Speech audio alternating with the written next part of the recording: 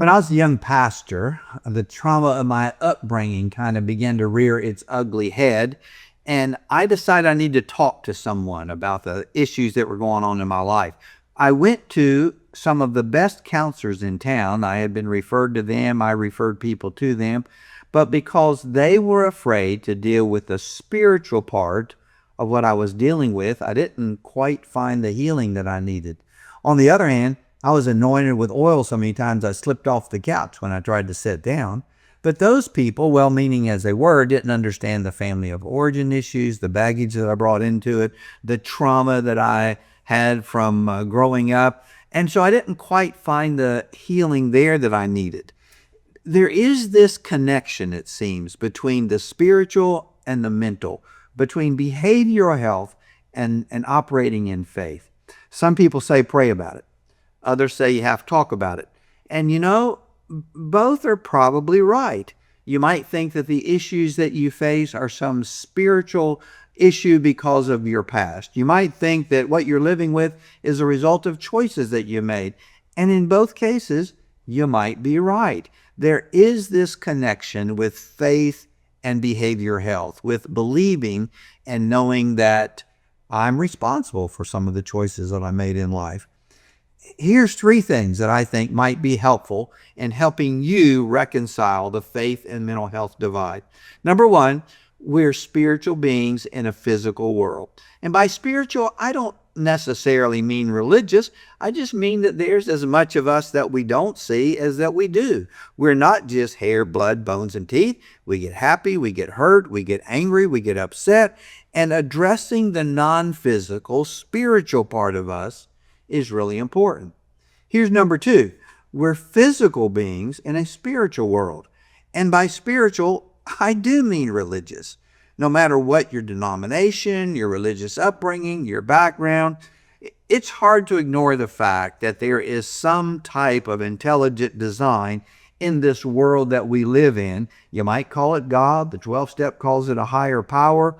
Whatever it is, there is something that needs to be accounted for and addressed when I try to deal with the healing that I need in my own life. Real healing requires being reconciled to that spiritual being. And here's number 3. Finally, we are messed up humans in a messed up world. That's just the way it is. If you're breathing and you can form a reasonably coherent sentence, you've probably dealt with pain. You've probably had struggles. You probably have hurts, habits, and hang-ups in your life that you need to overcome. That's how healing works. You deal with the spiritual, you deal with the emotional, you find healing in that. And that's what Branches is about. Branches is a place where we focus on healing, hope, and growth, where we try to see the best in both sides of those. I'm Dr. Mike Courtney. I'm the founder of Branches, and I am the host for this new podcast, Extending Branches. We want you to connect with us in the spiritual, in the behavioral, in the mental, and the emotional, and all of those things, and see what God can do. My wife says either you'll deal with your pain or your pain will deal with you. Life is like that. It takes healing, and healing takes work, and that's what Branches is about. It is about just showing up. So thanks for showing up today to Extending Branches. Welcome to Extending Branches, a mental health podcast committed to helping people recover hope, find healing, and experience growth. Extending Branches is a twice-monthly podcast from Branches, a nonprofit dedicated to compassionate mental and emotional health care rooted in Christ-centered values. Your host is Dr. Mike Courtney, founder of Branches. He is an author, speaker, and pastoral counselor who leads honest conversations about faith, emotional health, and real-life growth. Before we jump in, a quick but important note. This podcast is for informational purposes only and is not a replacement for professional counseling. If you're struggling with suicidal thoughts or facing a mental health crisis, please reach out to a licensed professional or seek immediate help in your area. If you want to learn more about Branches or explore support options, you can visit branches.org. We're really glad you're here. Welcome to Extending Branches. Joshua Courtney is a physician assistant who has focused on psychiatric med management for nearly 10 years. Josh is the executive director at Branches, and over the last few years has set an exciting vision about crossing the divide between faith and mental healing. In the interest of full disclosure, he is also my firstborn son, and I hope Jacob never hears this, but my favorite son. And he's our guest today on Extending Branches. Josh, thanks for being a part of this. Thank you. Glad to be here. Yeah, I know you're like your mother. You're just so excited about being a part of this whole thing. Fun stuff. No, Well, why don't we kind of start out, speaking of your mother, let's start out with that. How did the Branches story become your story? How did you enter into all of that? yeah, that can be a long story, but yeah, I mean, of course, it's obviously involves your story, right? And that together, but I came to Branches. I guess I'll back up and say this. So I went to college with an interest in medicine, right? Went to Tribeca Nazarene University and interested in becoming a physician. And while there, felt a call into ministry. Did that for a little bit. But in those early years, of course, that's around the time where you yourself, and for those of our listeners who don't know, you yourself had, as a pastor, had your own moral failures. And after seeking counseling and help, and your marriage, our family was reconciled. And through that, I felt your own calling to start a counseling center that would help others who went through similar situations as yourself, those same moral failures, a counseling center for them, right? And with a mission all along of being affordable, that we wouldn't turn anybody away due to finances. So, of course, you started Branches 20 years ago. I wasn't a part of Branches at that time. I was on my own journey of in ministry at the time as a youth minister for about a decade, but still always feeling this kind of longing to get back into medicine in some way. But I felt like, well, God's called me to ministry, so I can't do medicine. But somewhere along the way, this just kept eating at me, this interest in medicine. And so I spoke with the people. I actually went and talked to Dan Boone, president at Tribeca at the time, and he gave me some just really good advice. And ultimately, I felt, kind of a light come on that God was either telling me or allowing me that, you can do ministry in a medical office just as you can do ministry from a pulpit, right? Yeah. In the church. What was the statement that Dan made to you that's been so important? Yeah, well, something like, he just said, we have a lot of good Christian ministers out there. We need a lot of good Christian physicians, right? And in the medical field. And so I went back to school and became a PA, physician assistant. It wasn't quite to Branches yet, but at that point began practicing in a smaller kind of family care clinic here in town. I did that for a couple of years. And then, you had mentioned Branches had reached out to me about the need for some of their clients, their counseling clients, that they needed some medication management. And now that I was equipped to do so, I began to do that one day a week and fill in. And from that, really kind of felt, called to the other side. Yeah, this is where my ministry calling and my medical interests and calling kind of come together and collide. And so I kind of came on here. Luckily I knew the boss, right? I knew the founder, and came on here full time to do medication management. Yeah. And so I started that I guess it's been about 10 years or so, a little over 10 years here. So yeah, I will never forget the day when I was jogging. That's back when I used to jog. I was jogging and got a phone call from you, and you said, "Dad, how would you feel about me really being a part of the Branches staff doing med management?" And it took me about a nanosecond to say, absolutely, that's the great thing. So the whole marriage of faith and mental health healing, behavioral, that's been a part of our story from the very, very first. But as you, over the last few years, have stepped in, I've semi-retired, and you've stepped up as the executive director. You have done a great job of establishing your own vision, kind of planting your image on Branches. one of the things that's been really important to you that you have drilled into us often, our mission statement includes the words hope, healing, growth. What does that mean to you? Why is that phrase so important for you? Yeah, well, of course, from the very first days of Branches, the words hope and recovery have been a part of our mission statement and kind of tagline from the very beginning, because hope it's always been a place where, those, in a desperate spot, that's what we kind of need first. That's where we start is I need hope, right? So that's, so still to this day, we see people who just don't have hope. Mm-hmm. And that's kind of the first step is we want to be a place, and I think are a place, where just from the very first moment they pick up the phone and call and speak with our intake coordinator, or they hear from a friend about what Branches has done in their life, or they step foot through the doors. Either way, there's a sense of hope that starts right away. So in our tagline, it's hope, heal, grow, right, is our tagline. So hope is that first thing. And then, of course, heal, right? Healing is, a part of what we do. The spiritual healing, the mental and emotional healing that comes. And that's kind of obvious, those who have past wounds, right, from trauma or failed relationships or moral failures from a parent or whatever that may be, that there's wounds that need healed, that we need healing, a relationship that needs healed. Right. And so we offer that.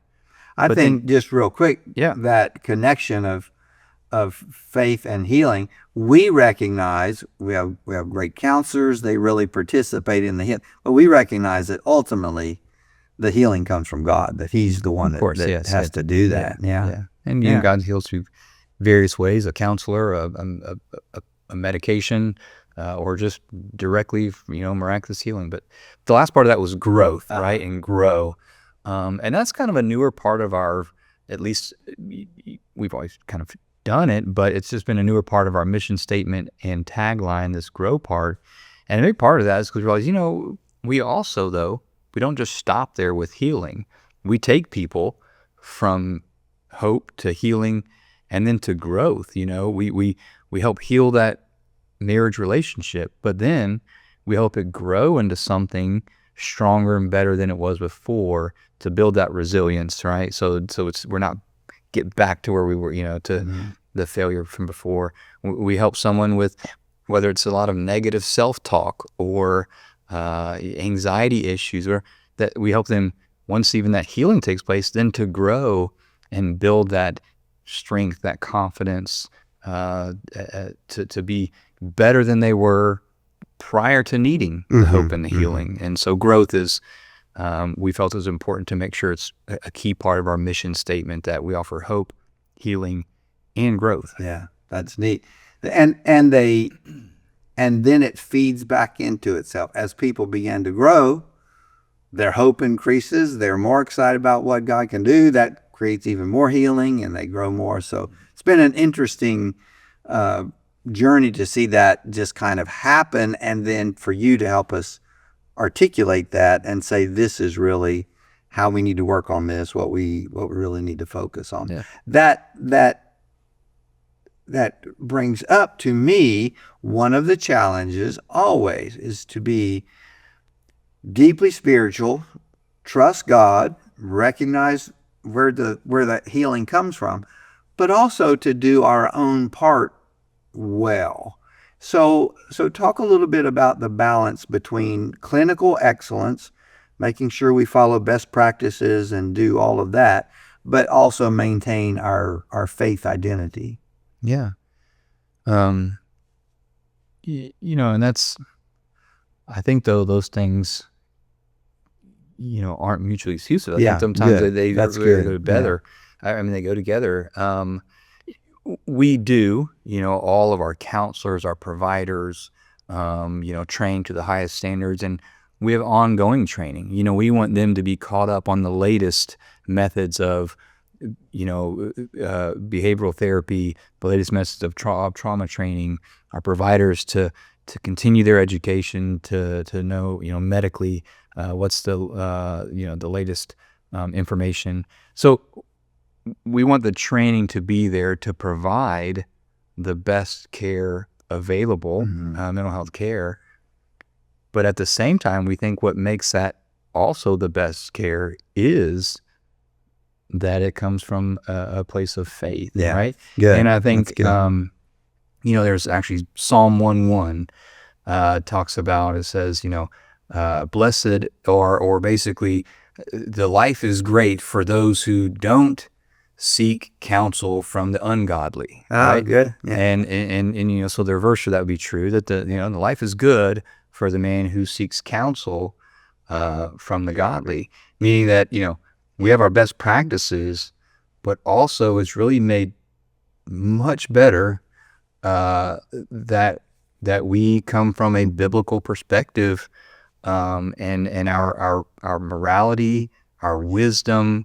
There's so much wisdom and morality and just truth that comes from Scripture, from God, and you intermix that with best practices in counseling and medication, then I think we just kind of have the best of both worlds. So. Yeah, that's good. You've kind of said this, then you really touched on it, but without being, we're not negative or critical about any other group or counseling practice or whatever, but how do you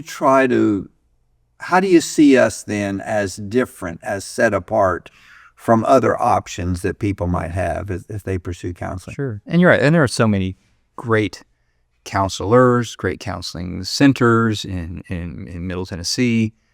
But one thing that we do, a couple of things that we do feel like makes us a special place. Number one, again, is that focus of that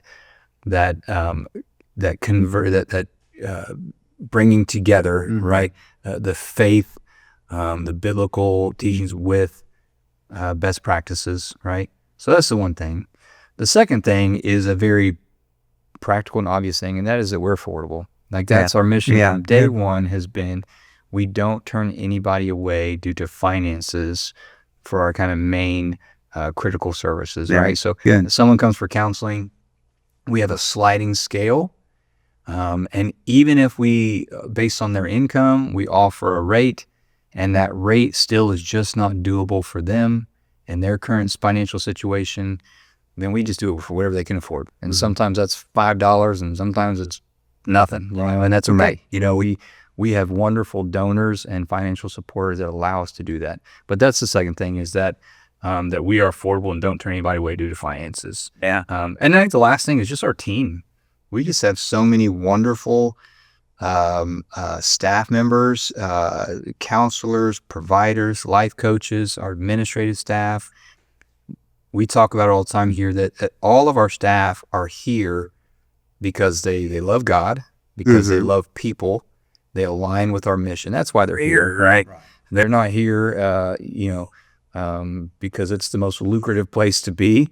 They're here because they love God and love people and love the mission. And that makes them amazing counselors, amazing providers, amazing receptionists, because they have a heart for bringing hope, healing, and growth to the people that walk through these doors. So. That's good. You didn't say, but would you say we probably have like the best spiritual director of any place that you've ever seen in your whole life? Yourself? I don't know. We'll see. I'm still evaluating that. Yeah, I do a performance evaluation every Tuesday night when I take my grandson home from band practice. A couple other things, Josh. I appreciate you taking the time to do this. I just real quickly, this podcast is kind of a vision of yours, in a different way. I think that's neat, a different way to present Branches. We went through lots of different name possibilities. We talked about all kinds of things and kind of settled in on, and I think you really helped us to settle in on, extending branches. Tell me about that. What's that mean? Yeah, sure. So yeah, this podcast, yes, definitely a vision of mine that we wanted to make happen.